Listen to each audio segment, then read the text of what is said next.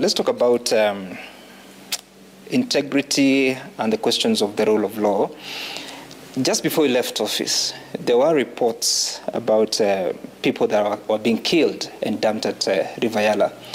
The count, according to the International Justice Mission, is at 36. No justice has been served on those persons. What do you know about River Yala killings? You know, thanks for asking me that question, because this is the first time ever I'm having a public opportunity to answer that question directly. Because I've been seeing every time people say I'm going to go into public life, people start playing a song with two stanzas, River Yala, Warakaland, and so on, and you see it repeated over and over again. I've never had an opportunity myself to publicly look the cameras in the face and say this is what it is and so on. When in 2021, the issue of a report was published by a local media about bodies being pulled out of River Yala, just like I saw last week and the week before. For us, we asked the Inspector General of Police, Matiang'i, what was happening at that time. We agreed that the gravity of the situation is such that the DCI himself should go to that place and find out what's happening. The DCI spent some time there with a team from the DCI. When they came back, we asked for an inquest. We demanded an inquest. At the National Security Council, we asked for an inquest. Can we go into this matter and find out what's happening? The DCI and the police told us, you know, fortunately for us, their bodies. Let us get the families to claim the bodies, then we build the stories from there. We open the file, we take statements from the families so that we understand the circumstances under which these people disappeared and the circumstances under which their bodies were found in River Yala. By the time we were leaving government, the file was open. It was not closed at that particular time because investigations were going on. And that's why I keep saying every time, what happened with the file? I didn't live with the file. In any case, I would have nothing to do with the file as a cabinet minister. That was a police matter. And you know, our detractors or people who like to make negative claims about this are always, they choose when it is convenient for them to say these things. The police service is independent. When they are doing certain things, it's dependent on the minister at other times. As a minister, I would have nothing with that investigation. I wouldn't even influence it for any particular purposes, as it were. The file was open. We didn't live with the file when we left government. So why don't we close the file and let us take action in the direction in which the investigations are pointing us? Besides, by the way, the best way to deal with this matter, in my view, is to have a public inquest so that all of us role players who were in the security sector at that point in time, we go face the inquest, and I'm ready to go before a magistrate or a judge, whoever it is going to preside over that inquest, and say what I know about it. But you see, the problem is throwing stones of convenience or political opportunity when the time is ripe. You know, say every time they say, oh, River Yala, and so on and so forth. If I was responsible for a crime that was committed by a police officer when I was Minister for Interior, then I'm responsible for all road accidents that took place, when I was Minister for Interior. I'm responsible for all the violence, robbery with violence cases. I'm responsible for all rape cases that happened and so on and so forth. It's just not possible, as it were. And even as we are seated here, there could be crimes that are being committed somewhere. Mm-hmm. We are not saying the minister is in charge. When the bodies were traced out there last week, I didn't hear anybody saying Kipchumba Murkomen is dumping bodies at River Yala and so on. So the question is, things need to be addressed and dealt with in their proper context. The challenge is that we have very low level of political accountability in our country, where people say just about anything they want to say and get away with it. Right. And when they have no evidence and so on, let's have a public inquest. And I've said, in the security sector, now we are sweeping so much under the carpet.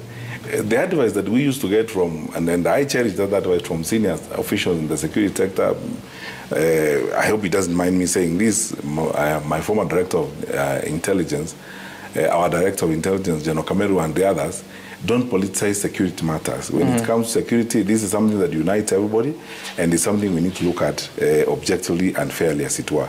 So if there are unresolved matters in the country, let them be investigated in a public and open manner. Right. Bodies were found in Makwiny here. and some lackluster guy was arrested. Then he walked out of a police station from the middle of our capital city, and that is it. I know the capacity of our security forces. I know the capacity of our intelligence forces. You cannot tell me that that guy walked like that into thin air and left. When our terrorists escaped from prison here at Kamiti Maximum Prison when I was Minister for Interior, within 72 hours, we not only had the terrorists back, we had taken all the administrative actions, including firing the Commissioner General of the Prison Service.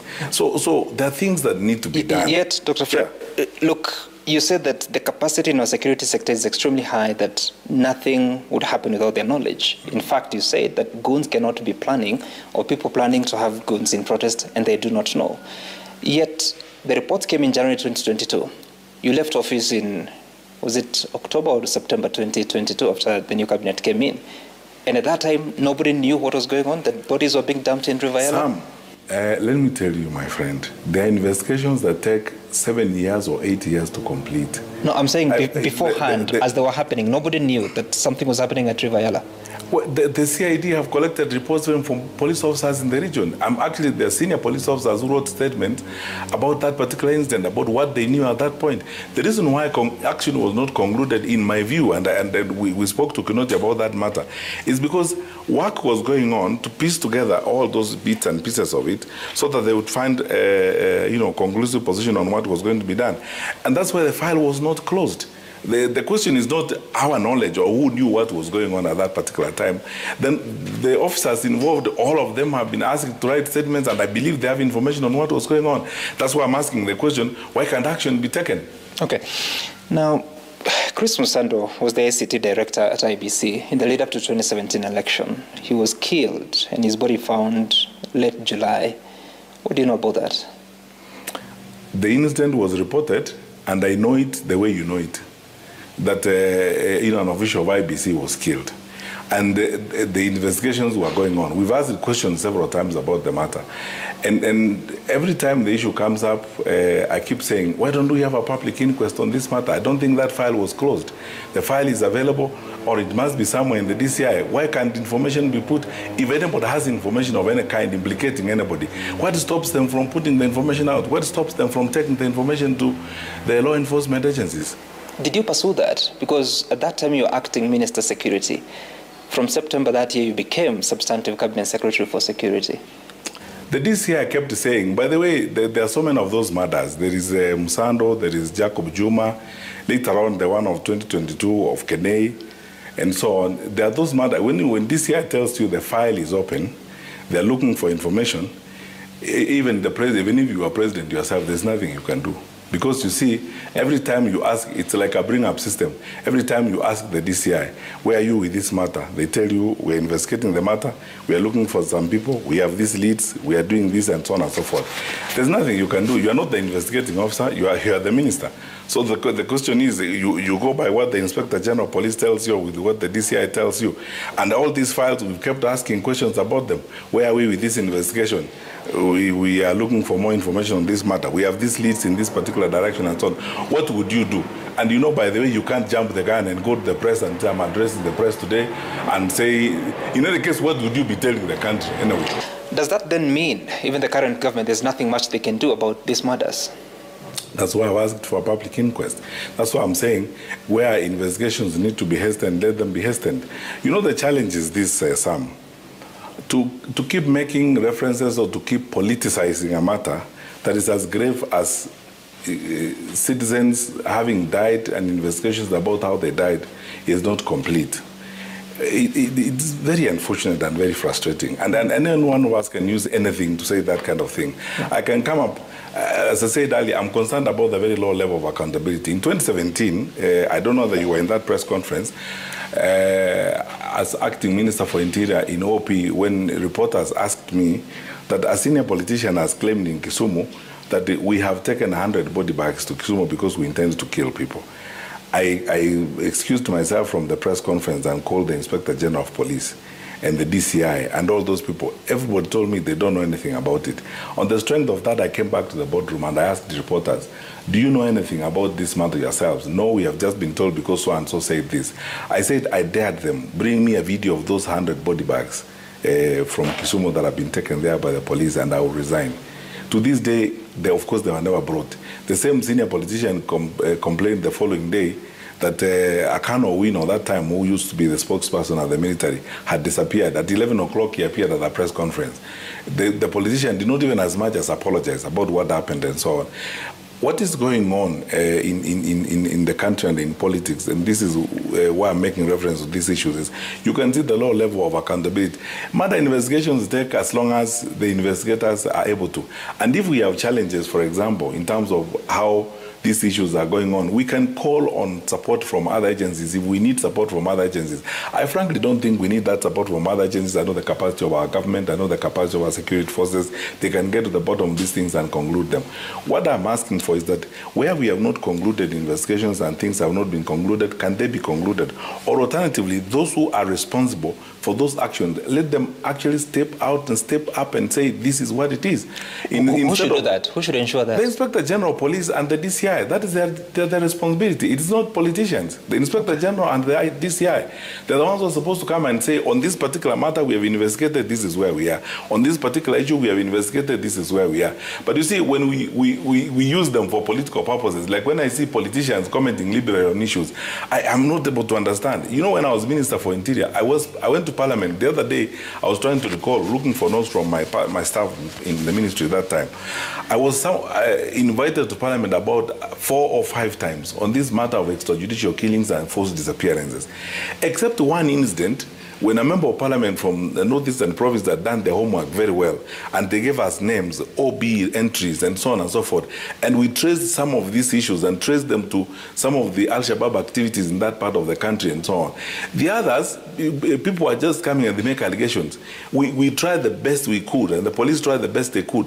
In some cases, you find actually they're just claims. Okay. So in this case, instead of making the claims they're making, again, I call, even during this interview, the best way, there is no future without the truth and without being conclusive on some of these matters. Instead of sweeping all these things under the carpet, let us leave the carpet, let's have conclusive investigations on these matters, and let us take action in the direction the investigations will point us. Because accusing you today, accusing me tomorrow, accusing another person the other day, will not solve the problem, and it won't go away. Were you aware of a unit, the current president referred to it as a special service unit of the DCI? No. You were not aware? I was not aware. Because it was indicated that it was actually disbanded, and it was responsible for the killing of 2 Indian nationals just before the election of 2022 and 1 Kenyan. Were you aware of this? No. I was not aware of it. So what happens to such kind of information? Because the president took action based on the strength of what I just mentioned. By the way, let me tell you, the president asked me, the current president, when he was sworn in, I remember, and I don't think he minds me making this revelation here today. At the first briefing meeting on security between me, PS Kibichwa, and myself, he asked that question at that particular time. And I told him what I will tell you today. I don't think it's such privileged information. I was hearing it for the first time from him. And the point is this. You need to understand that the structure or the architecture of the security system is such that the minister, by dint of even the law itself, you cannot be part and parcel of the operations of the police service. Mm-hmm. If there are operational issues happening within the security sector, it's not all operations that you're going to be briefed. I meet people every day, not every day, Once in a while I meet a politician here, a politician there, who claims, the minister arrested me during this particular time, and I feel like laughing about it. There's no minister who has powers to arrest you. You're arrested by the police, and the police take action independently because the police service is an independent body, as it were. So there could have happened things. I don't want to pass judgment on certain things. There could have happened certain things in one of the units of the formations of the police service that you would not be aware of, because you're not informed or updated on operational issues on a day-to-day basis unless they are of a national nature and they are of a specific nature that they would draw the attention of the police. Yeah. If, for example, you are tracing a huge drug dealer and this is a matter on the radar screen of the Interpol and so on and so forth, they will brief the minister. and then so on. But if it's a matter involving on so many things that otherwise, then how would you work as a minister? Every daily operation of the police you cannot be. I mean, that's the job of the Inspector General of Police and these people. So I am not aware of that. Okay. So you were not aware about the killing of Zulfikar Ahmad Khan and Mohammed Zaid Sami Kidwai and Nicodemus Monia Mwange? I read in the papers. And in fact, the other day when I saw the court proceedings going on that is when I read the matter. I read in the papers. How much does an Interior Cabinet Secretary know while in office? That would have been an operation. You know what is happening right now, and I don't know whether we are doing the right thing to comment on a matter that is right now before the court, because I used to be advised very much to avoid making sideline comments on matters that are going on in court. And then even matters going on in investigation, I always used to be cautioned about that. You see, as I said, if there is an operation in the country of a national nature that is a threat to national security one way or the other, the minister would know. But you see, if we are seated here, imagine, for example, if you are Minister for Interior, you are seated here the way I'm seated here today, and there's an operation to trace some gang that is involved in robbery with violence in Kwale, and you are seated in your office in Arambe House. The chain that the county police commander in Kwale has got to go through to get you, the minister, to know what is going on, I mean, it's completely unnecessary. Chances are that the county police commander will talk to the regional police commander and they'll work on the operation, unless it becomes a matter of note. A matter of note is that if it is something that has become so grievous in a particular part of the country and it has become a political issue, the minister then is involved in the matter. That's when you pay attention. You know, like now in Mount Elgon, when a gang came up that was raping women, we were told this is a group of people who are coming into the country from Uganda and so on and so forth. And it went on for a very long time. It became a political issue. Members of parliament were raising it out there. MPs were seeing me about it. Then in that case, I'm forced to ask the question, what is going on? Or even actually go there physically. But you see, if, for example, there are smugglers, like now on the border between Uganda and Kenya, oftentimes we have people who smuggle illicit brew and so on and so forth. An operation is going on. Honestly speaking, how can the cabinet minister for Interior be aware of what the county commander in Busia has planned on that particular operation? Why should I know? Why should I be told about that? You're not supposed to be a micromanager. These are people who are capable and they're managing their affairs. So if an incident happens, like now, there's a case where a police officer, maybe, God forbid, shoots, for instance, a tourist in Mombasa, and it's an incident. It will be handled by the police commander in Mombasa and the regional police commander in Coast and so on. But because this is tourism, and we are going to be called upon to answer to that particular country, when it comes to the radar screen of the Inspector General, because he has got to go through that radar, and then that chain of command, then the Inspector General will actually inform you, because the matter is likely to come up in cabinet. Your cabinet colleague, Minister of Foreign Affairs, is likely to ask, or the Minister for Tourism is likely to ask that question. Then the Inspector General briefs you and tells you there was an operation in Mombasa of this kind. This is what happened. The person who was shot turns out to be a tourist, a national of this country, and this is what happened, and so on and so forth. But you see, where you are as Minister for Interior every day, you cannot be part of an operation of chasing some people and some foreigners involved in Mombasa who probably engaged in drug trafficking until it becomes an issue that you need to know. You cannot be, as a minister, involved in operational issues of a day-to-day affair. Okay. All right. Now, in February 2023, there were reports that your residence had been attacked, and the government came out to say those were lies, and you needed to show evidence that you had actually been attacked. Please set the record straight. Did you find people coming to your residence? It's an incident I would not like to really discuss, because it evokes very painful memories and frustration I would like to completely forget. Because it is true, and later on now after the fact, even senior security officers in the country have spoken to me about it and admitted that about the plan and all the things that were planned for my residence. And as I said, it's something I would not like to talk about, because it was a very unfortunate incident.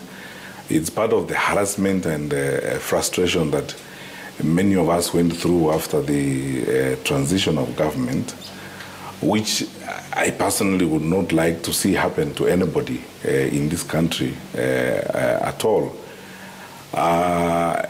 I think the less I said about that incident, the better for me, and I would not like to revisit it.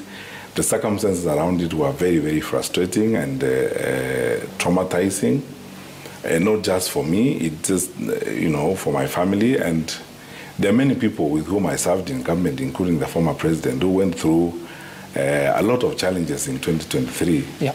Occasioned for no particular reason. I would not like to go back to those issues. I decided to try and forget those things, just, forgive those who are involved in it and just carry on with life. Because some of those are very painful things that I don't want to think about. When you wake up in the morning and find your passport details and your travel details are exposed to the public, they have been published by a government agency, and you did not leave the country secretly. You have actually done what you are supposed to do as a cabinet minister, because you remember that time the cabinet had not been sworn in, and the head of public service had told us that the new president had requested that we all stay in post until the new cabinet is sworn in, which means that to leave the country, I had to go and talk to the new president and ask permission to leave the country. Yep. And I actually spoke to the new president and informed him about the reasons for which I was going to the UK at that particular time. Now, when you have traveled in that kind of manner, in a very official manner, and then you get state agencies publishing your passport details, your travel details, government officials claiming, or bloggers associated with the government claiming that you have run away in a cargo plane and so on and so forth, what can be more humiliating and very frustrating to you as an individual? And nothing has happened. It's just a change of government that has happened. Anyway, yeah. While I'm on that, since you have asked me, I think it's good to be fair and objective and say I'm very grateful to Professor Kindiki, who was my immediate successor as the Minister for Interior, because of all the people in that particular environment and that particular context, he's the one who expressed himself very responsibly and in a manner that I thought was humane at that particular time. So for now, I think I would like to leave that. Okay.